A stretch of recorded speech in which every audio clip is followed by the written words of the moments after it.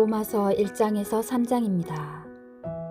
로마 신자들에게 보낸 서간 1장 인사. 그리스도 예수님의 종으로서 사도로 부르심을 받고 하느님의 복음을 위하여 선택을 받은 바오로가 이 편지를 씁니다. 이 복음은 하느님께서 당신의 예언자들을 통하여 미리 성경에 약속해 놓으신 것으로 당신 아드님에 관한 말씀입니다. 그분께서는 육으로는 다윗의 후손으로 태어나셨고 거룩한 영으로는 죽은 이들 가운데에서 부활하시어 힘을 지니신 하느님의 아드님으로 확인되신 우리 주 예수 그리스도이십니다. 우리는 바로 그분을 통하여 사도직의 은총을 받았습니다.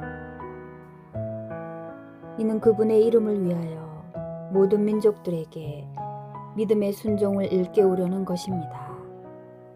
여러분도 그들 가운데에서 부르심을 받고 예수 그리스도의 사람이 되었습니다. 성도로 부르심을 받은 이들로서 하느님께 사랑받는 로마의 모든 신자에게 인사합니다. 하느님 우리 아버지와 주 예수 그리스도에게서 은총과 평화가 여러분에게 내리기를 빕니다. 로마를 방문하려는 원이 먼저 여러분 모두의 일로 예수 그리스도를 통하여 나의 하느님께 감사를 드립니다. 여러분의 믿음이 온 세상에 알려지고 있기 때문입니다. 그분 아드님의 복음을 선포하며 내 영으로 섬기는 하느님께서 나의 증인이십니다. 나는 끊임없이 여러분 생각을 하며 기도할 때마다 하느님의 뜻에 따라 어떻게든 내가 여러분에게 갈 수 있는 길이 열리기를 빌고 있습니다. 나는 여러분을 보게 되기를 간절히 바랍니다. 여러분과 함께 성령의 은사를 나누어 여러분의 힘을 북돋아 주려는 것입니다. 다시 말하면 내가 여러분과 같이 지내면서 여러분의 믿음과 나의 믿음을 통하여 다 함께 서로 격려를 받으려는 것입니다.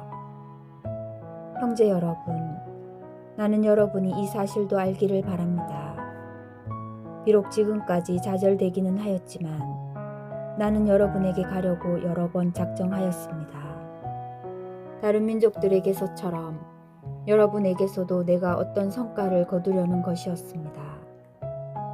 나는 그리스도인들에게도 비그리스도인들에게도 지혜로운 이들에게도 어리석은 이들에게도 다 빚을 지고 있습니다. 그래서 로마에 있는 여러분에게도 복음을 전하는 것이 나의 소원입니다. 복음의 힘. 나는 복음을 부끄러워하지 않습니다. 복음은 먼저 유다인에게 그리고 그리스인에게까지 믿는 사람이면 누구에게나 구원을 가져다 주는 하느님의 힘이기 때문입니다. 복음 안에서 하느님의 의로움이 믿음에서 믿음으로 계시됩니다. 이는 성경에 의로운 이는 믿음으로 살 것이다 라고 기록된 그대로입니다. 인간의 죄와 하느님의 진노, 불의로 진리를 억누르는 사람들의 모든 불경과 불의에 대한 하느님의 진노가 하늘에서부터 나타나고 있습니다. 하느님에 관하여 알 수 있는 것이 이미 그들에게 명백히 드러나 있기 때문입니다. 사실 하느님께서 그것을 그들에게 명백히 드러내 주셨습니다. 하느님의 보이지 않는 본성, 곧 그분의 영원한 힘과 신성을 조물을 통하여 알아보고 깨달을 수 있게 되었습니다. 따라서 그들은 변명할 수가 없습니다. 하느님을 알면서도 그분을 하느님으로 찬양하거나 그분께 감사를 드리기는커녕 오히려 생각이 허망하게 되고 우둔한 마음이 어두워졌기 때문입니다. 그들은 지혜롭다고 자처하지만 바보가 되었습니다. 그리고 불멸하시는 하느님의 영광을 썩어 없어질 인간과 날짐승과 네발짐승과 길짐승과 같은 형상으로 바꾸어 버렸습니다.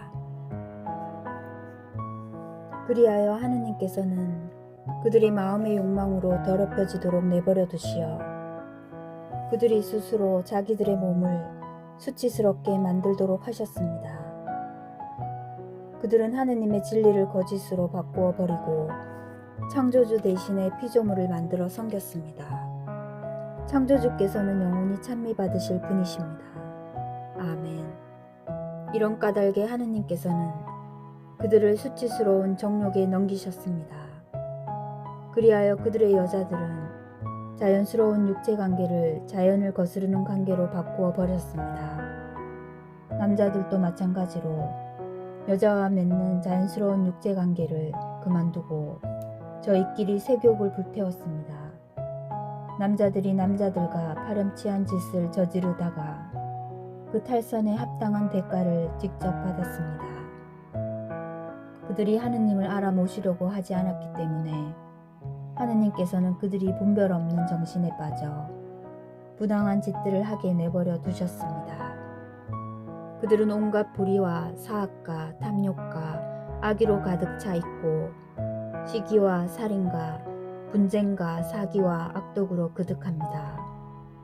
그들은 험담꾼이고 중상꾼이며 하느님을 미워하는 자고 불손하고 오만한 자며 허풍쟁이이고 모략꾼이고 부모에게 순종하지 않는 자며 우둔하고 신의가 없으며 비정하고 무자비한 자입니다.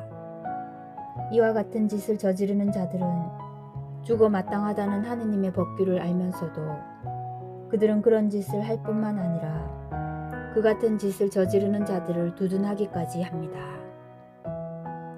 2장 하느님의 의로운 심판. 그러므로 남을 심판하는 사람이여 그대가 누구든 변명의 여지가 없습니다. 남을 심판하면서 똑같은 짓을 저지르고 있으니 남을 심판하는 바로 그것으로 자신을 단죄하고 있기 때문입니다. 우리는 그러한 짓을 저지르는 자들에게 내리는 하느님의 심판이 진리에 따른 것임을 알고 있습니다. 그러한 짓을 저지르는 자들을 심판하면서도 스스로 같은 짓을 하는 사람이여 그대는 하느님의 심판을 모면할 수 있으리라고 생각합니까?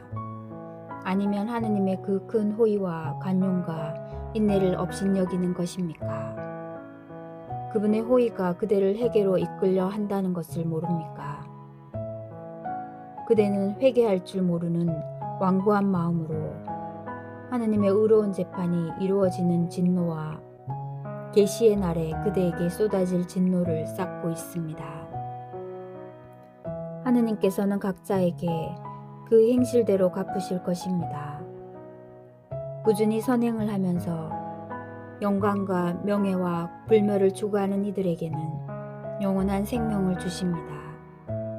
그러나 이기심에 사로잡혀 진리를 거스르고 불의를 따르는 자들에게는 진노와 격분이 쏟아집니다. 먼저 유다인이 그리고 그리스인까지 악을 저지르는 자는 누구나 환난과 고통을 겪을 것입니다.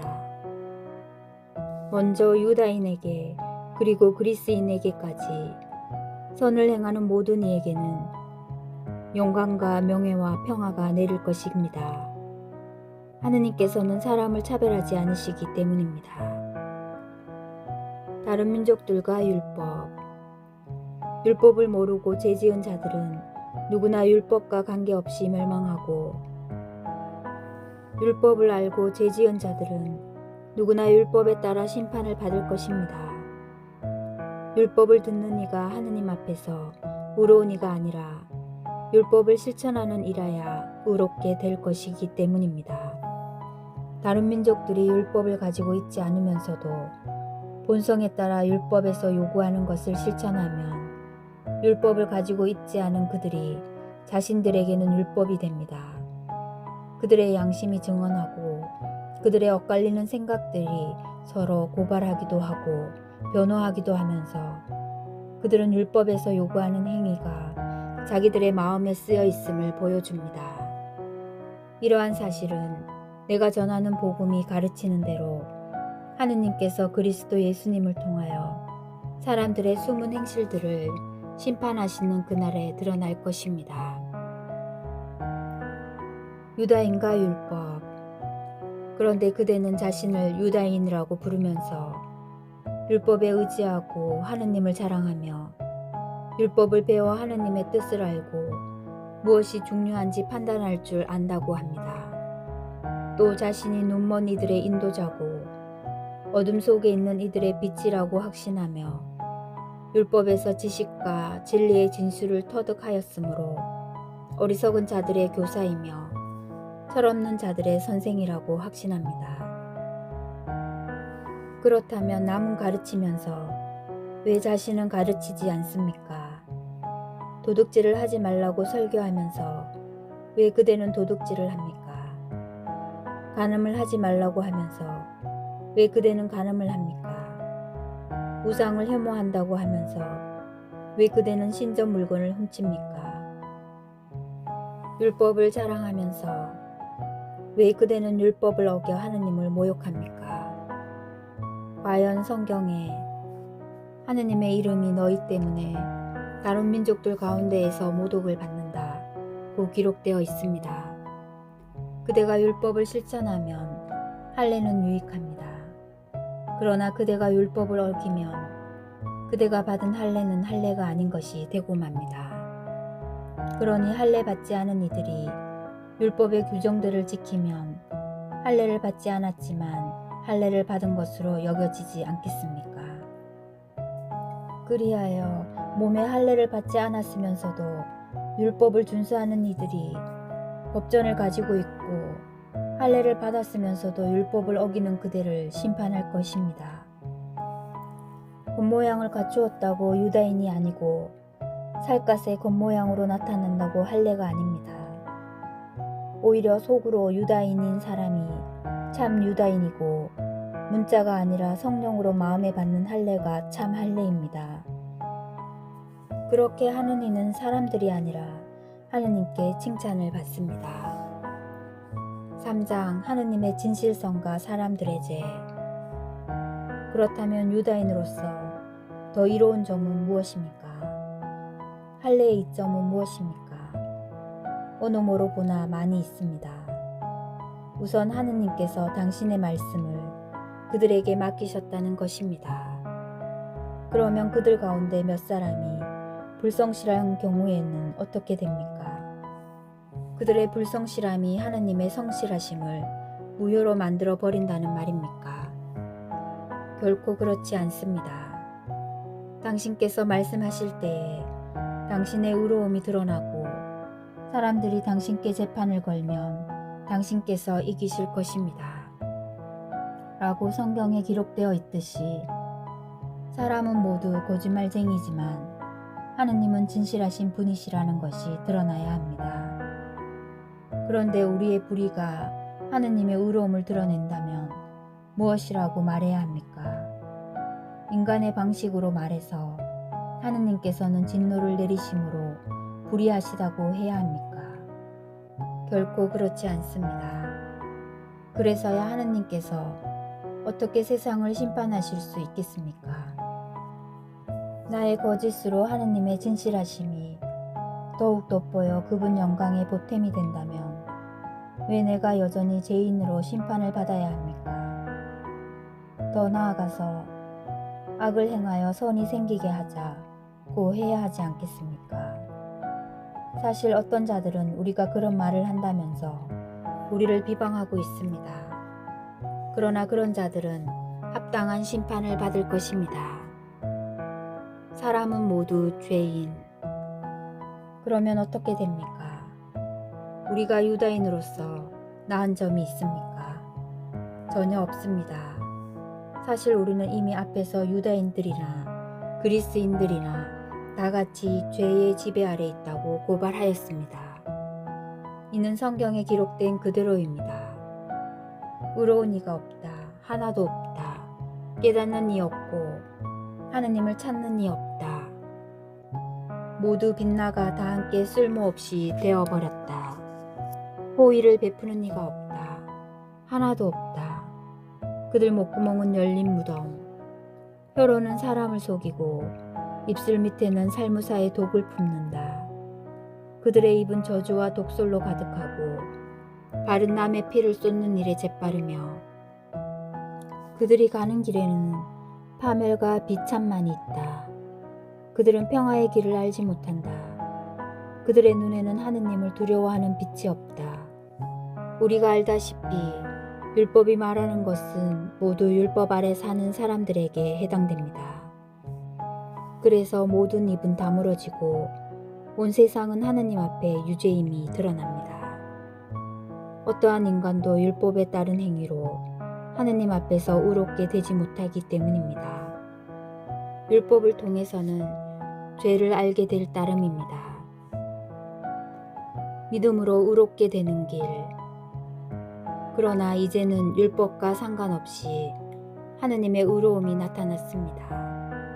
이는 율법과 예언자들이 증언하는 것입니다. 예수 그리스도에 대한 믿음을 통하여 오는 하느님의 의로움은 믿는 모든 이를 위한 것입니다. 거기에는 아무 차별도 없습니다. 모든 사람이 죄를 지어 하느님의 영광을 잃었습니다. 그러나 그리스도 예수님 안에서 이루어진 속량을 통하여 그분의 은총으로 거저 의롭게 됩니다. 하느님께서는 예수님을 속죄의 제물로 내세우셨습니다. 예수님의 피로 이루어진 속죄는 믿음으로 얻어집니다. 사람들이 이전에 지은 죄들을 용서하시어 당신의 의로움을 보여주시려고 그리하신 것입니다. 이 죄들은 하느님께서 관용을 베푸실 때에 저질러졌습니다. 지금 이 시대에는 하느님께서 당신의 의로움을 보여주시어 당신께서 의로우신 분이며 또 예수님을 믿는 이를 의롭게 하시는 분임을 드러내십니다. 그러니 자랑할 것이 어디 있습니까? 전혀 없습니다. 무슨 법으로 그리 되었습니까? 행위의 법입니까? 아닙니다. 믿음의 법입니다. 사실 사람은 율법에 따른 행위와 상관없이 믿음으로 의롭게 된다고 우리는 확신합니다. 하느님은 유다인들만의 하느님이십니까? 다른 민족들의 하느님은 아니십니까? 아닙니다. 다른 민족들의 하느님이시기도 합니다.